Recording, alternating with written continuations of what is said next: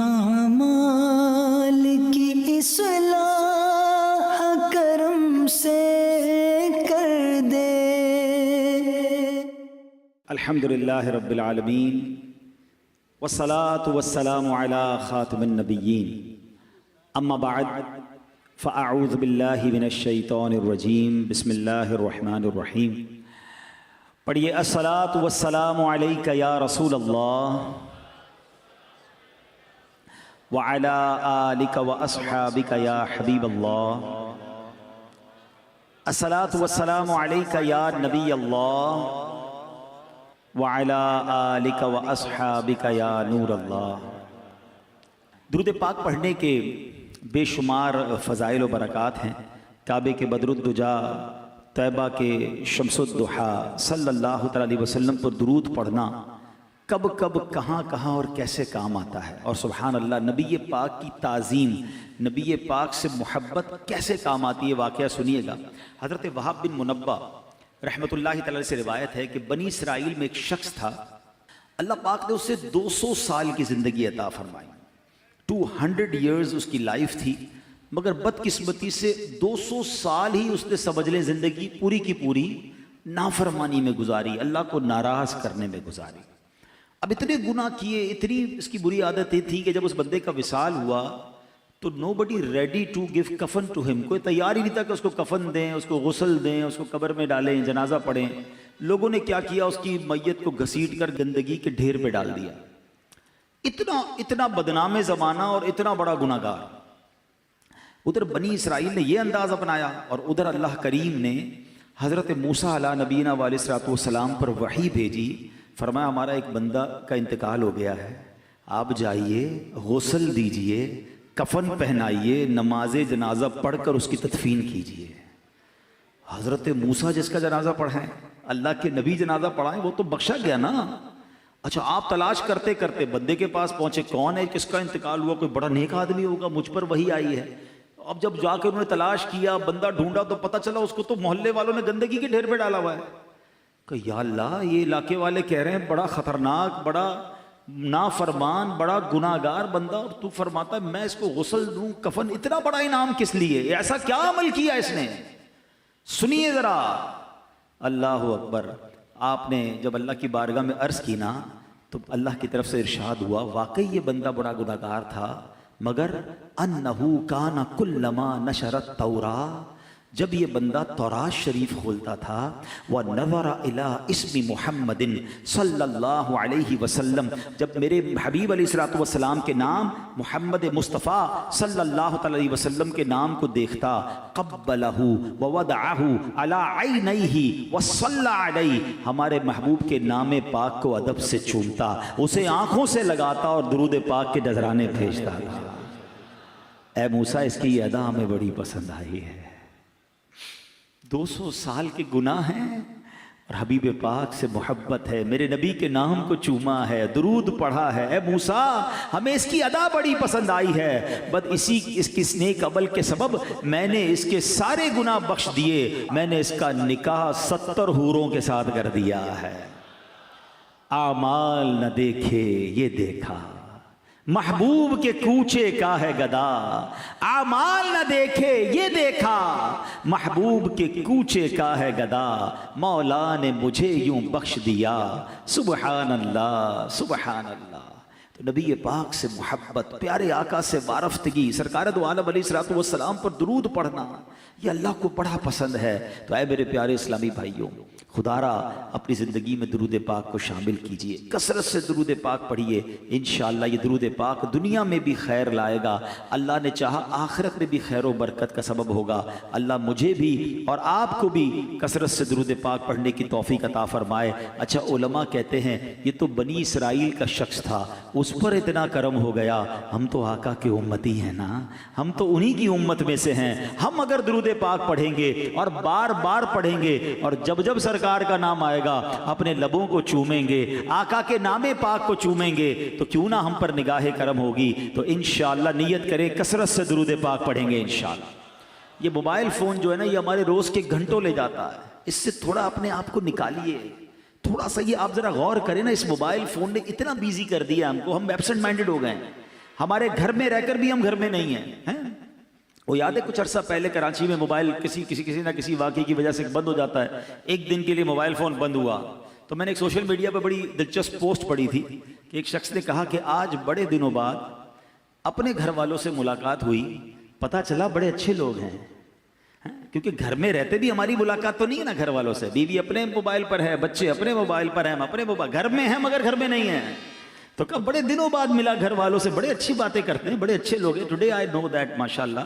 तो अब ये हाल है हमारा कि हमें पता ही नहीं हमारे बच्चे कहाँ, हम कहाँ। तो थोड़ा सा मोबाइल, कोई टाइम ऐसा होना चाहिए कि जो हम, अब पता है दुनिया में बाकायदा इस फिनोमेना पे काम हो रहा है कि कई ऐसी जगह बनाई जा रही हैं। यानी एक होटल के बारे में मैंने पढ़ा, अमेरिका में गालिबन वो होटल है कि उस होटल में बाकायदा आप जाएं तो अब तो हम तो उस होटल में जाना पसंद करते हैं जहाँ वाईफाई हो। वहां जैमर लगाए गए हैं कि कोई फोन काम नहीं करेगा और वहां लिखा हुआ है हमारे रेस्टोरेंट में आना है तो हम हमारे साथ फिर सिर्फ खाना खाइए, मोबाइल नहीं चाहिए हमें, ताकि पता तो चले आपने खाया क्या है।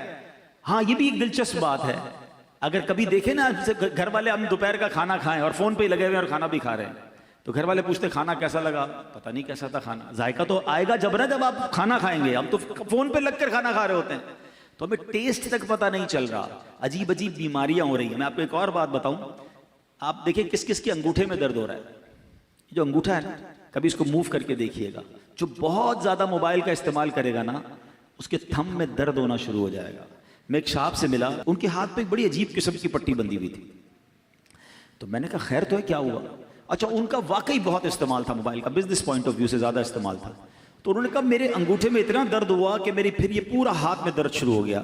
तो मैंने डॉक्टर को दिखाया दुबई में, तो उसने कहा अब ये बहुत सारे मरीज आ रहे हैं जिनका बहुत ज्यादा मोबाइल का इस्तेमाल है। अंगूठे की एक रग होती है जो बहुत ज्यादा इस्तेमाल की वजह से अब खराब होने लग गई है। अच्छा, फिर उसने बड़ी बड़ी अजीब बात बताई जो मैंने सीखी, इसलिए मैं आपसे ये जिक्र इसलिए छेड़ा मैंने, जो मेरे लिए बड़ी नई बात थी। उसने कहा अब्दुल हबीब साहब ये बताएं अंगूठा कितने काम के लिए बनाया? अल्लाह पाक ने अंगूठे को कितने ज्यादा कामों के लिए बनाया है? उसने बताया अंगूठा सिर्फ ग्रिप के लिए है। पूरी दिन अगर मोबाइल को छोड़ दें, बाकी क्या काम है अंगूठे का? हम किसी भी चीज को पकड़ते हैं ना, तो अंगूठा उसकी ग्रिप करता है, उसको पकड़ता है। ये हमारे अंगूठे का इस्तेमाल था, मोबाइल फोन के लिए थोड़ी बना था। अब पूरा दिन हजारों मैसेज जो कर रहा है, वो अंगूठा इतने ज्यादा इस्तेमाल के लिए बना ही नहीं था। उसको इतना इस्तेमाल कर दिया कि उसमें दर्द होना शुरू हुआ, उसकी रगें खराब होना शुरू हो गई हैं। उसको डॉक्टर ने यह कहा कि अब आप अंगूठे से चैटिंग नहीं करेंगे, आप उंगलियों से चैटिंग करेंगे, वरना अंगूठा ही खराब हो जाएगा। तो ये तो सिर्फ अंगूठे की बात है, कईयों की आंखें खराब हो रही हैं, कईयों के कान खराब हो रहे हैं। इतना मोबाइल ना करें ऐसा। मोबाइल जरूरत के लिए हो, मगर मोबाइल जिंदगी बन जाए ये किसने कहा था? तो अल्लाह करे ये बात समझ आ जाए। और इसकी वजह से तिलावत का टाइम नहीं है, दुरूद का टाइम नहीं है, नमाजों का लोगों के पास टाइम नहीं है। तो खुदारा दुरूद पाक की कसरत कीजिए, ये दुनिया में भी काम आएगा, आखिरत में भी काम आएगा। दुखों ने तुमको जो घेरा हो तो दुरूद पढ़ो, दुखों ने तुमको जो घेरा हो तो दुरूद पढ़ो, जो हाज़री की तमन्ना हो तो दुरूद पढ़ो। आइए मिलकर मोहब्बत के साथ बावाज़ बुलंद दुरूद पाक पढ़ लें। सल्लु अलल हबीब सल्लल्लाहु तआला अला मुहम्मद सल्लल्लाहु अलैहि वसल्लम। इंशाअल्लाह अज़्ज़ व जल अब जब नबी पाक के मुबारक उसने तौरात में प्यारे आका के नाम को चूमाना, तो सुनो नबी पाक के नाम को जो चूमते हैं ना, ये अल्लाह पाक को किस तरह पसंद है, अल्लाह की रिज़ा हासिल करने का कैसा तरीका है। मक़ासिदुल हसना में है, एक मरतबा अजान हो रही थी, जब मौज़िन ने कहा अशहदु अन्ना मुहम्मदुर रसूलुल्लाह सल्लल्लाहु अलैहि वसल्लम, तो आशिक़ अकबर जनाब सिद्दीक़ अकबर रज़ी अल्लाह तआला अन्हु ने उसे दोहराया। यानी जैसे ही मौज़िन ने कहा आपने ऐसे ही दोहराया, फिर अपने दोनों अंगूठे चूमकर आंखों से लगाए। ए अंगूठे चूमने वालों तुम्हें मुबारक हो।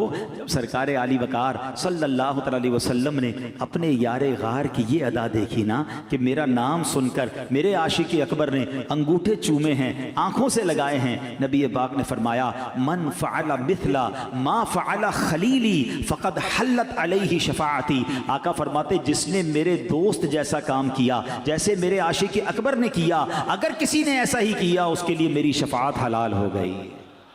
फरमाया इमाम हसन मुज्तबा रज़ी अल्लाह तआला फरमाते हैं जब मुअज्जिन कहे अशहदु अन्ना मुहम्मदुर रसूलुल्लाह सल्लल्लाहु अलैहि वसल्लम, तो जो बंदा ये सुनकर कहे मरहबा बि हबीबी व कुर्रतु ऐनी मुहम्मद इब्न अब्दुल्लाह, फिर दोनों अंगूठे चूमकर आंखों पर रखे, वो कभी अंधा नहीं होगा, उसकी आंखें कभी नहीं दुखेंगी।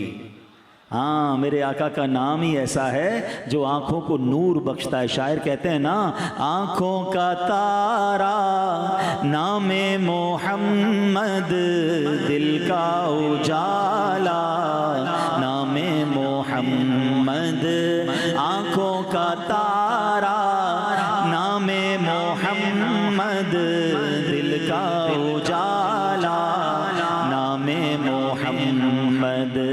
पूछेगा मौला है लाया क्या क्या, पूछेगा मौला है लाया क्या क्या, मैं ये कहूँगा नामे मोहम्मद, दिल का उजाला। हाय हाय, कैसा नाम है, सुनो मेरे आका का। मराकश में एक नेक औरत रहती थी, किताबों में ये वाकया मनकूल है। उसकी आदत थी जब उससे कोई तंगी या परेशानी पेश आती, अपने हाथ चेहरे पे रखती। अंदाज क्या होता था, अपने दोनों हाथ चेहरे पे रखती और सुभान अल्लाह अपने चेहरे को दोनों हाथों से छुपाकर क्या कहती, या मोहम्मद, मोहम्मद सल्लल्लाहु अलैहि वसल्लम कहती। नामे पाक की बरकत से उसकी परेशानी दूर हो गई। कुछ अरसे बाद उस औरत का इंतकाल हो गया। मरने के बाद उसकी किसी रिश्तेदार औरत ने उससे पूछा कि तुम्हारे साथ क्या मामला हुआ। कहा, कब्र में 2 फरिश्ते आए, मुनकर नकीर आए, सवाल पूछने आए। जब वो मेरे पास आए, मेरी तो आदत थी जब कोई परेशानी होती थी दोनों हाथ चेहरे पे रख के मोहम्मद कहती थी, आका को पुकारती थी, मसला हल हो जाता था। फरिश्ते आए, मैंने चेहरा छुपाया और मोहम्मद सल्लल्लाहु अलैहि वसल्लम कहा। हाथ उठाए तो फरिश्ते जा चुके थे। आए हाय, सुभान अल्लाह। अच्छा, मुफ्ती आज़म हिंद मुस्तफ़ा रज़ा खान साहब यही तो ख्याल पेश किया है ना कि ठीक है कब्र में फरिश्ते आएंगे, सवाल जवाब करेंगे, मगर हुजूर मेरा तो दीनो ईमान ही आप हैं। मैंने आप ही की तरफ इशारा कर देना है। वो क्या लिखते हैं, मेरा दीनो ईमान फरिश्ते जो पूछें,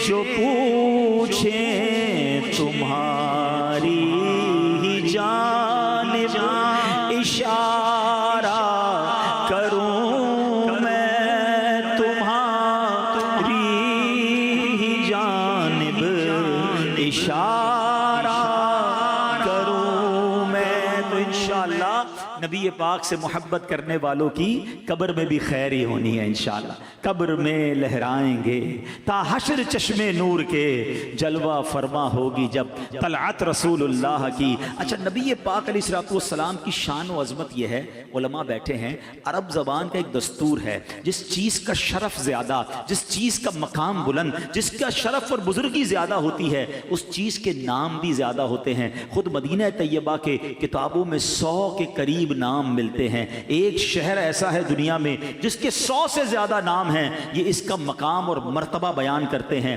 सुभान अल्लाह, जनाब रसूलुल्लाह सल्लल्लाहु अलैहि वसल्लम की शान ये है कि आपके नाम 800 के करीब किताबों में नाम मिलते हैं। सुभान अल्लाह, मवाहिबुल लदुनिया में आप अलैहिस्सलाम के 800 नाम लिखे हैं, मगर कुर्बान जाइए सैयदी आला हजरत पर, आप कहते हैं कि मुझे 1400 नाम मिले हैं और ये तो मेरी तहकीक है जहां तक मैं पहुंचा हूं, वरना सुभान अल्लाह नबी पाक के नामों की गिनती मुमकिन नहीं है।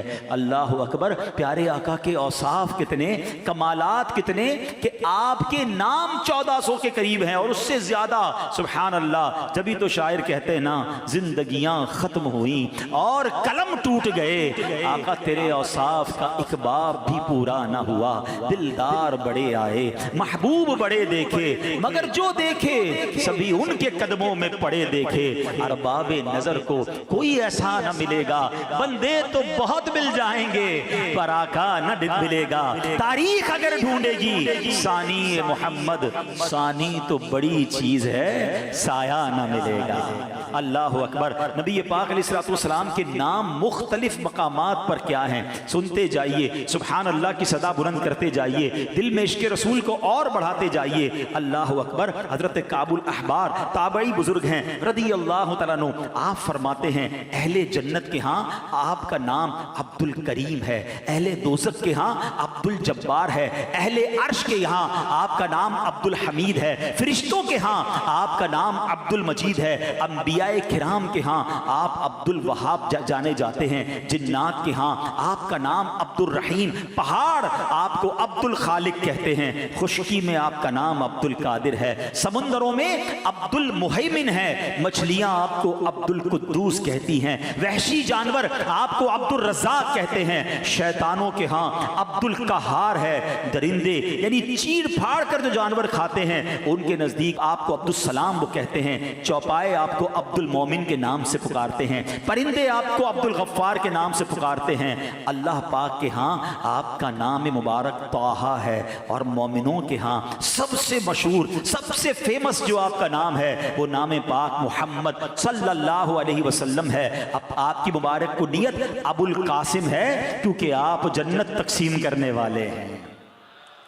ये शम्सो कमर कहे कशा और तारे, ये शम्सो कमर कहे कशा और तारे, ये महफिल सजाई मोहम्मद के सदके, महफिल सजाई मोहम्मद के सदके। आंखों का तारा नामे मोहम्मद, दिल का उजाला नामे मोहम्मद। सुभान अल्लाह। कुरान पाक में नबी पाक का सुभान अल्लाह नाम पाक जो मोहम्मद है वो 4 जगह आया और एक पूरी सूरत ही नबी पाक के नाम पर सूरह मोहम्मद मौजूद है। अच्छा, इन 4 जगह पे कहाँ कहाँ आया? सूरह आले इमरान 4थे पारे में आयत नंबर 144, पारा नंबर 22 सूरह अहज़ाब आयत नंबर 40 में, पारा नंबर 26 सूरह मोहम्मद आयत नंबर 2 में और पारा 26 सूरह फतह आयत नंबर 29 में। एक उसूल बरकत के लिए आयत पढ़ता हूँ, उससे इंशाअल्लाह हमारा एक अकीदा भी और वाज़े हो जाएगा। अल्लाह कुरान मजीद में फरमाता है बिस्मिल्लाहिर्रहमानिर्रहीम, मा काना मुहम्मदुन अबा अहदिम मिर रिजालिकुम वलाकिन रसूलल्लाहि व खातमन नबिय्यीन व खातमन नबिय्यीन व काना अल्लाहु बिकुल्लि शैइन अलीमा। आसान तर्जुमा कुरान कंजुल इरफान। मोहम्मद तुम्हारे मर्दों में किसी के बाप नहीं हैं लेकिन अल्लाह के रसूल हैं और सब नबियों के आखिर में तशरीफ़ लाने वाले हैं और अल्लाह सब कुछ जानने वाला है। नबी पाक का जिक्र भी है इस आयत में, नाम मोहम्मद का भी जिक्र है और ख़ातमुन नबिय्यीन है, उसका ऐलान भी है। कितना वाज़े ऐलान है, सुभान अल्लाह। और कुर्बान जाइए अमीर अहले सुन्नत पर, बच्चे बच्चे की ज़बान पर ये नारा कितना प्यारा जारी कर दिया। मोहम्मदे मुस्तफ़ा सबसे आखिरी नबी, अहमदे मुजतबा आखिरी नबी, आमिना का लाडला सबसे आखिरी नबी, शाहे हर दोसरा सबसे आखिरी नबी, ताजदारे अंबिया सबसे आखिरी नबी, है हबीबे किबरिया सबसे आखिरी नबी, अकीदा सब सहाबा का सबसे आखिरी नबी, अकीदा अहले बैत का सबसे आखिरी नबी। क्या शान है हमारे आका अलैहिस्सलातु वस्सलाम की। और नबी पाक अलैहिस्सलातु वस्सलाम का जो नाम मोहम्मद है ना, इसका माना पता है क्या है?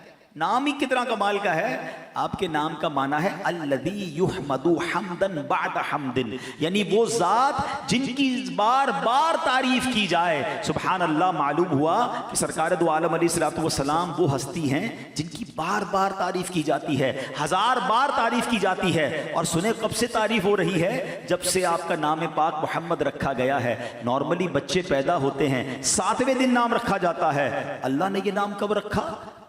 दुनिया बनने से, मखलूकात की पैदाइश से भी हजारों साल पहले ये नाम रखा गया। इससे मालूम हुआ कि जब जमीन और आसमान, अर्शो कुर्सी, लोहो कलम, जिन्नो इंसान, फरिश्ते भी मौजूद नहीं थे, उस वक्त भी मोहम्मद मुस्तफ़ा सल्लल्लाहु अलैहि वसल्लम की तारीफ की जा रही थी। जब भी ये तारीफ जारी थी, अब भी जारी है और कयामत तक जारी रहेगी। बल्कि जब जन्नती जन्नत में चले जाएंगे ना, तो वहां भी नबी पाक की नाते जारी और सारी रहेंगी। जब तो आला हज़रत लिखते हैं ना, रहेगा यूं ही उनका चर्चा रहेगा, रहेगा यूं ही उनका चर्चा रहेगा, पड़े खाक हो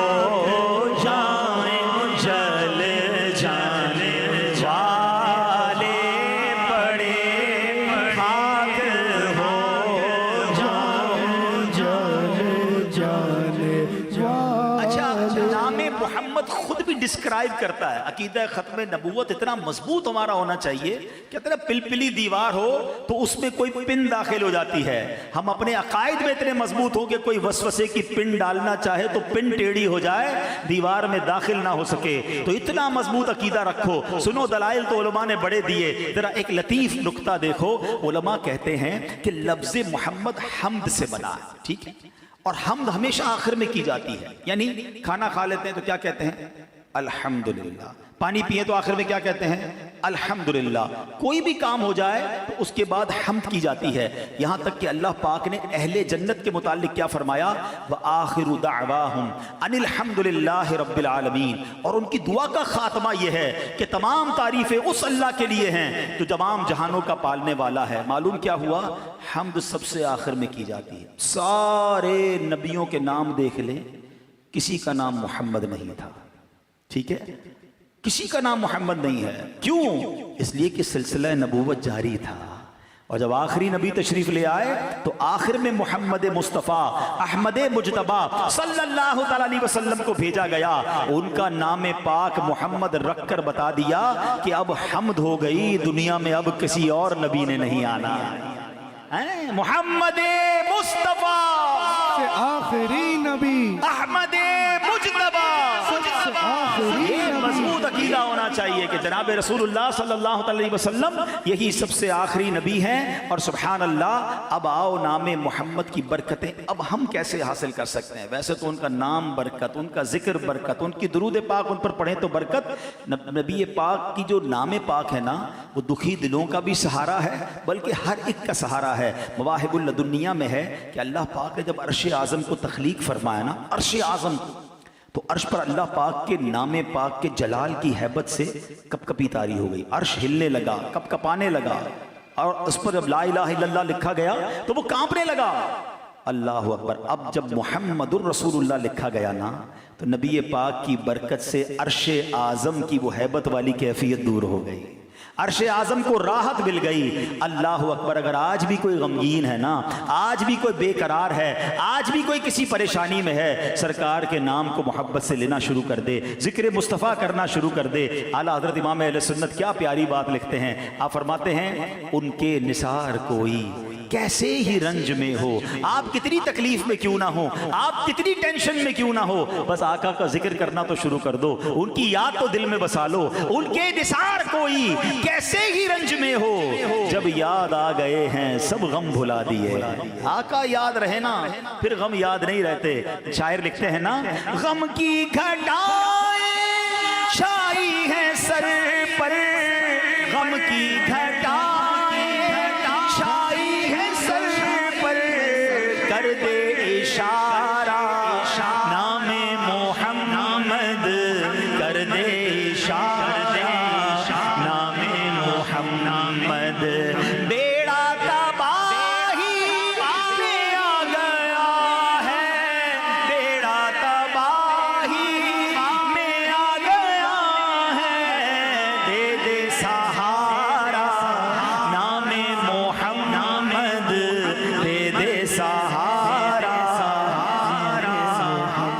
सुनो, आज भी इस नाम से पता है कैसे बरकत ली जा सकती है। हाँ, प्यारे आका फरमाते हैं कि अगर कोई बंदा इस नामे पाक की बरकत लेने के लिए अपना या अपने बच्चों का नाम मोहम्मद रख ले तो उसको भी बहुत बरकतें नसीब होती हैं। सरकार दो आलम फरमाते हैं, जिसके यहाँ बेटा पैदा हो और मेरी मोहब्बत और हुसूल बरकत के लिए उसका नाम मोहम्मद रखे तो वो और उसका बेटा दोनों जन्नत में जाएंगे।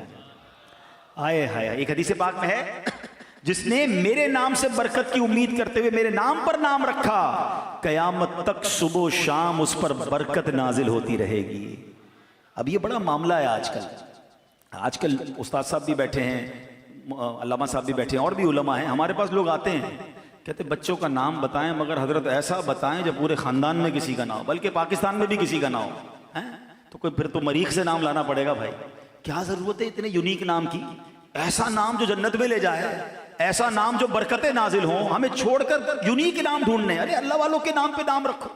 सुभान अल्लाह। सैयदी आला हज़रत का क्या तरीका था, जब कोई आपसे नाम पूछता बच्चे का, अब नाम मोहम्मद रखते, पुकारने के लिए कोई और नाम रख देते हैं, बिलाल रख देते, हमजा रख देते, कोई भी नाम।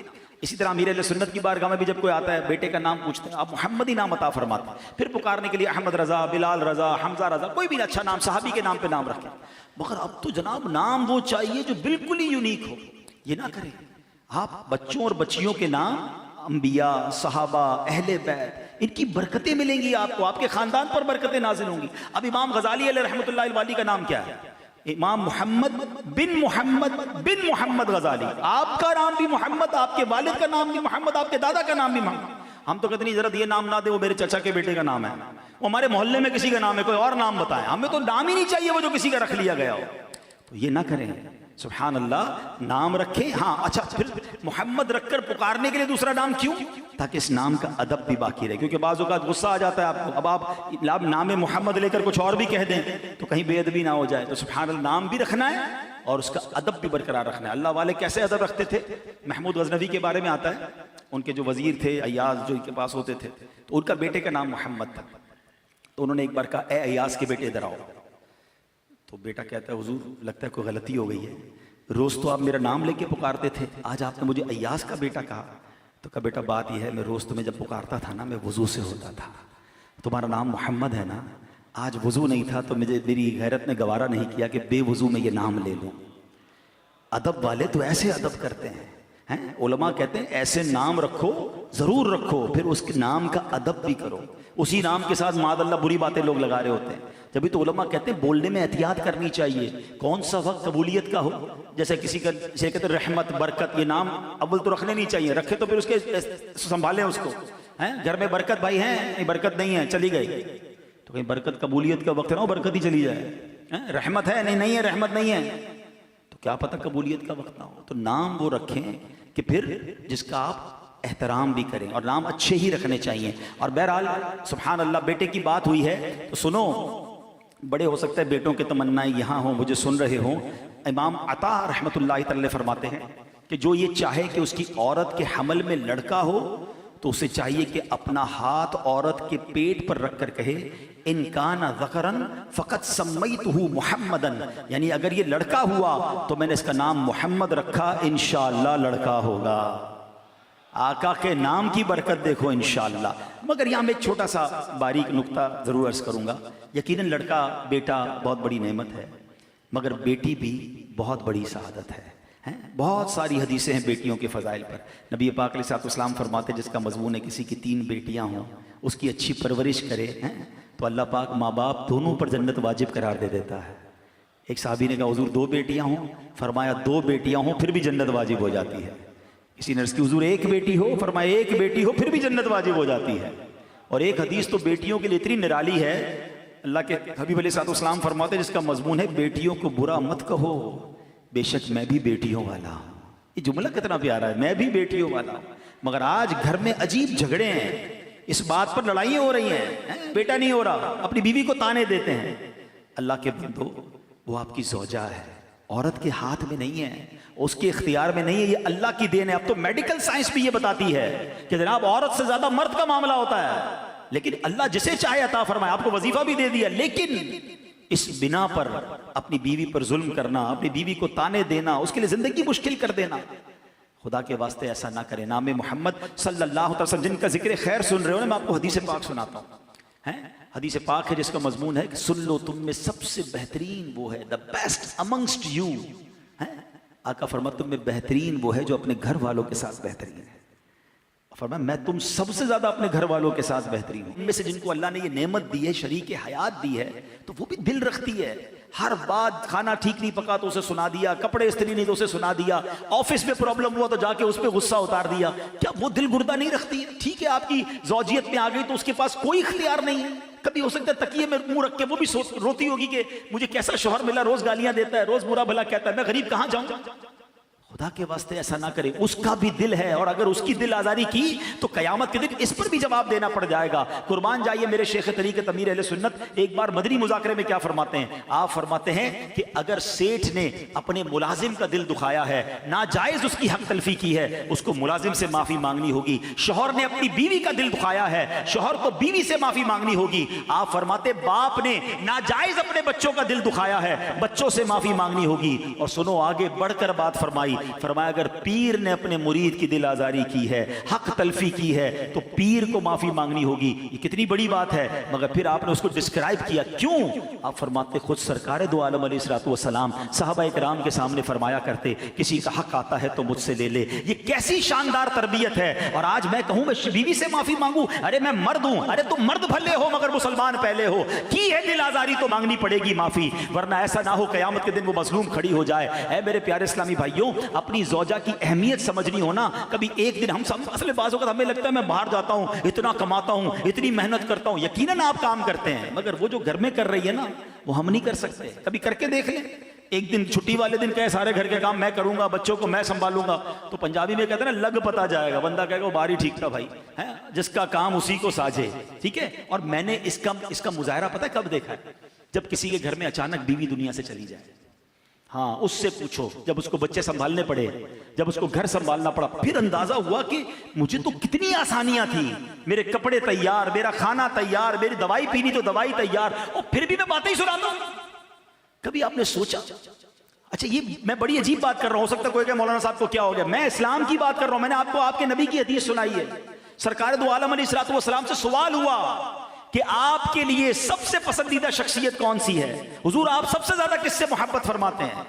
आप सोचो नबी पाक ने क्या जवाब दिया। आपने फरमाया आयशा रदियल्लाहु ताला अन्हा, हमारी अम्मी हुजूर का नाम लिया, सरकार ने अपनी ज़ौजा का नाम लिया। बेस्ट, सबसे ज्यादा नबी पाक मोहब्बत फरमाते। हम तो इजहार भी नहीं कर सकते। कभी अपनी ज़ौजा को शुक्रिया कहा, आपकी बड़ी मेहरबानी, आप मुझे इतनी खिदमत करती हैं, आपके लिए मैं आज तोहफा लाया, आप जब देखो मेरी खिदमत करती हैं। अरे नहीं यार, मैं कैसे कह दूं, मेरी इज्जत कम हो जाएगी। किसने का कम हो जाएगी? हाँ, ये जरूर है घर वालों को लगेगा तबीयत ठीक नहीं है, लगता है कि इन्होंने शुक्रिया कहना शुरू कर दिया।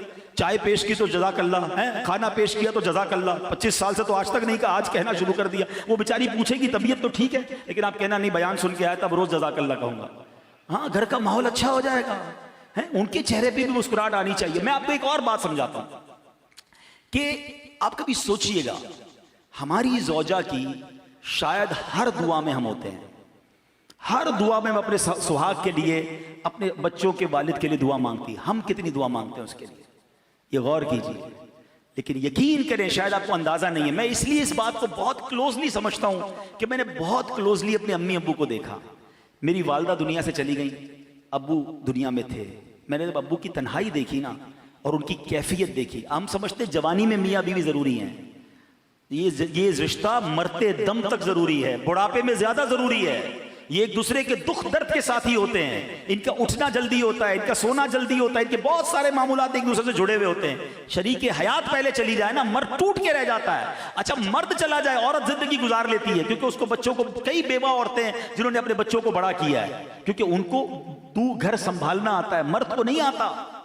तो मेरे प्यारे इस्लामी भाइयों, कदर कीजिए, ये अल्लाह की नेमत है, और इस कदर का इजहार भी कीजिए, उनके लिए दुआएं कीजिए, उनका शुक्रिया अदा कीजिए। और इस बिना पर घर में झगड़ा मत कीजिए कि लड़का नहीं हो रहा, बेटा नहीं हो रहा। ये बेटी कितनी बड़ी नेमत है, पूछो इनसे जितने बैठे बेटियों वाले। आज भी वालिद घर में जाए तो बेटी ज्यादा प्यार देती है, बल्कि शादी के बाद भी बच्ची अपने वालिद से अटैच होती है। तो ये बहुत बड़ी नेमत है, घर की रौनक है। लोग कहते हैं बेटा नहीं होगा तो रिस्क का क्या होगा, फिर किधर गया तुम्हारा ईमान? मैं जानता हूं 4 बच्चियों के वालिद से, हमारे रिश्तेदार हैं, 4 बेटियां, एक भी बेटा नहीं है। कहते यार जब जब बेटी अल्लाह ने दी, ऐसा रिस्क दिया, मेरी तो अकले हैरान है माल किधर से आ रहा है।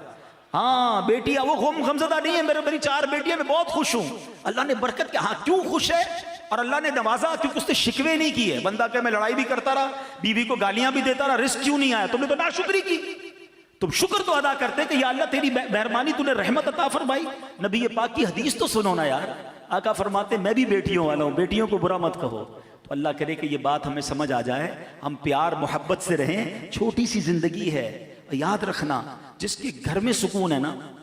अब मैं अपनी बहनों से बात कर लेता हूं। मैं एक बात कहना चाहता हूं, जिंदगी में बहुत परेशानियां हैं। आपके जो शौहर हैं या आपके भाई हैं, आपके वालिद हैं, इस जमाने में बहुत टेंशन है, महंगाई है। आप घर में सुकून रखें। जिसके घर में सुकून है ना, वो बाहर बड़े बड़े तूफानों से मुकाबला कर लेता है, लेकिन जिसके घर में टेंशन है ना, वो बंदा बेचारा बाहर भी टूट जाता है। तो अगर घर में किसी वजह से कोई कमजोरी है, खाने पीने की कमी है, रोजगार की कमी है, प्रेशर ना दें अपने घर वालों को। हाँ, पहले के ज़माने की औरतें पता है कैसी होती थी कि जब कोई बंदा बाहर जाता था ना कमाने के लिए, तो औरतें सुबह कहती थी देखो हलाल लाना, बेशक थोड़ा लाना, हराम मत लाना, हम जहन्नम की आग बर्दाश्त नहीं कर सकेंगे। ये वो खवातीन होती थी। और आज की औरत क्या कहती? चोरी करो, डाका डालो, कुछ भी करो, मुझे मेरी फरमाइशें पूरी करो, मुझे ये चीज चाहिए। अब इस टेंशन में बेचारा या तो वो गलत काम करता है, चोरी चिकारी की तरफ, रिश्वत की तरफ चला जाता है, या फिर टेंशन में आकर मरीज बन जाता है, या फिर खुदकुशी करता है। तो प्लीज प्रेशर ना दें, मिलकर रहें। गाड़ी के दो पहिए हैं, प्यार से रहें, हाथ पकड़कर जिएं। एक बात मैंने जिंदगी में देखी है, जिस औरत ने दुख सुख में अपने शौहर का साथ दिया है ना, दुख में तकलीफ में अपने शौहर का साथ दिया है, अल्लाह ने उस औरत को सुख के दिन जरूर दिखाए हैं। अल्लाह ने उसको खुशियां जरूर अता फरमाई। मुश्किल वक्त में साथ दे दो, अल्लाह सुख के दरवाजे खोल देगा, रहमत के दरवाजे खोल देगा। तो बहरहाल सरकार दो आलम सल्लल्लाहु अलैहि वसल्लम का जिक्र खैर भी किया, उनके मुबारक नामों की बात भी की, और उन्हीं की सीरत की चंद बातें मैंने पेश कर दी कि नबी पाक अपने घर वालों के साथ कितने बेहतरीन थे। घर का सौदा सलफ भी ले जाते, घर वालों के साथ नरमी से पेश आते, हसनैन करीमैन को कांधों पर सवारी कराते। क्या हम अपनी फैमिली के साथ ऐसे हैं? फैमिली के साथ फैमिली मेंबर बन के रहिए। हम बाज़ औक़ात फैमिली में भी अफसर बन के रहते हैं, बाहर भी अफसर होते हैं ना, तो घर में भी अफसर ही चला रहे होते हैं। घर में अफसर बनकर नहीं, घर में जनाब लीडर बन के नहीं, घर में आप घर के फर्द बनकर रहिए, तो इंशाअल्लाह पूरी फैमिली खुशगवार जिंदगी गुजारेगी। और यही हमारा इस्लाम हमें सिखाता है। बाज़ लोग बाहर वालों के लिए बड़े बड़े मुस्कुरा कर मिलने वाले, उसने अखलाक के पैकर होते हैं, और घर जाते ही मुंह फुला लेते हैं। नहीं, घर वालों का ज्यादा हक है, और उसमें भी माँ बाप का सबसे ज्यादा हक है। माँ बाप के साथ, बीवी बच्चों के साथ, भाई बहनों के साथ। हाँ, एक और प्रॉब्लम है, शादी हो गई, अब भाई बहनों को छोड़ देते हैं। नहीं, भाई बहन भी जुड़े हुए होने चाहिए। माँ बाप चले जाए ना, बिलखुसूस मेरा मशवरा है, भाई बहन एक दूसरे से जुड़ जाओ, यही तुम्हारे माँ बाप की रूह चाहती है। वरना भाई बहन बिखर जाते हैं, एक दूसरे से मिलते नहीं है, थोड़ी थोड़ी बातों पर लड़ाई, जायदाद के मामलों पर लड़ाई ना करें, थोड़ा बहुत ऊपर नीचे करके जुड़े रहो, यही जिंदगी है। कुछ लोग बड़े तो कहते हैं जोम में होते हैं, मेरे 5000 फ्रेंड्स हैं फेसबुक पर, मैं इतने व्हाट्सएप के ग्रुप में हूँ, सारा दिन मैं चैटिंग करता हूँ, मेरे बड़े चाहने वाले हैं। सच बताऊं, जिस दिन अस्पताल के बिस्तर पर जाओगे ना, तुम्हारे अस्पताल के बिस्तर के आसपास तुम्हारे घर वाले ही नजर आएंगे। कोई व्हाट्सएप का, फेसबुक का, सोशल मीडिया का फ्रेंड नहीं आएगा जिसके साथ तुम सारी जिंदगी चैटिंग करते रहे। यही घर वाले, यही खून काम आएगा तुम्हारी तकलीफ में। तो जो अपने हैं ना, उनको जोड़ के रखना, इसको टूटने मत देना। ये तस्बीह के दाने होते हैं, ये बिखर गए ना फिर नहीं मिलेंगे। अपने भाई बहनों को, अपने फैमिली मेंबर्स को कभी थोड़ी कुर्बानी भी देनी पड़े ना। बहन ने कोई बात कह दी, भाई ने कोई बात कह दी, कोई बात नहीं, मेरा भाई है, मेरी बहन है। छोटी छोटी बातों पर रिश्ते तोड़ देते हो, रिश्ते ना तोड़े, जुड़ कर रहें। आपके और हमारे माँ बाप की भी रूह खुश होगी कि उनके मरने के बाद भी अगर भाई बहन जुड़े हुए हैं, तो अल्लाह करे ये बात दिल में आ जाए कि हमारी फैमिली जुड़ी रहे, मोहब्बत से रहे, प्यार से रहे। और यही मेरी और आपकी शरीयत हमें सिखाती है। हम दुनिया वालों के लिए मेहरबान, और घर में जाएं तो वो घर वालों के लिए टेंशन। ऐसा नहीं होना चाहिए। अल्लाह करे दिल में उतर जाए मेरी बात। अल्हम्दुलिल्लाह, ऐसी प्यारी बातें, इश्क रसूल वाली बातें, सीरत रसूल पर अमल करने वाली बातें दावत इस्लामी के प्यारे माहौल में हमें सिखाई जाती हैं। आप भी इस माहौल से वाबस्ता रहिए, दावत इस्लामी के इज्तिमात में शिरकत कीजिए, मदनी काफिलों में सफ़र कीजिए। ऐसे बयानात और सुनेंगे तो मज़ीद इंशाअल्लाह नरमी, शफ़क़त, मुस्कुराहट, सुन्नत पर अमल करने का जज्बा बेदार होगा इंशाअल्लाह। तो आप मदनी चैनल देखें तो इंशाअल्लाह ऐसे बयान सुनते रहेंगे। सल्लु अलल हबीब। मेरे आमाल की इस्लाह करम से